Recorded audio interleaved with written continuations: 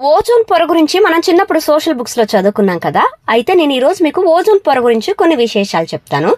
ఈ పొర భూమి యొక్క స్ట్రాటో ఆవరణలోని ఒక ప్రాంతం అన్నమాట. వాతావరణంలోని ఓజోన్ చాలా శక్తివంతమైన అతినీల లోహిత వికిరణం భూమి మీద రాకుండా చేస్తుందన్నమాట.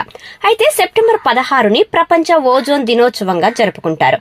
1994లో ఐక్యరాజ్య సమితి జనరల్ అసెంబ్లీ సెప్టెంబర్ 16న అంతర్జాతీయ ఓజోన్ పొరను పరిరక్షణ దినంగా ప్రకటించిందనమాట. 1987లో ఓజోన్ పొరను క్షీణింపజేసే పదార్థాలపై మాంట్రియల్ ప్రోటోకాల్ సంతకం చేసి ఈ తేదీని గుర్తు చేసిందనమాట. అయితే ఓజోన్ పొర క్షీణిస్తే యూవీ కిరణాలు నేరుగా భూమి ఉపరితలంపైకి వస్తాయి. దీనివల్ల మనం చాలా హెల్త్ ఇష్యూస్ ని ఫేస్ చేయాల్సి వస్తుంది అనమాట. అందులో చర్మ క్యాన్సర్, కంటి శుక్లం, ఇంకా చాలా హెల్త్ ఇష్యూస్ వస్తాయి. ఇవి కాకుండా ఈ కిరణాలు మన పంటల్ని, చెట్లని, ఇంకా జలచరాలకు కూడా చాలా హాని చేస్తాయి అన్నమాట.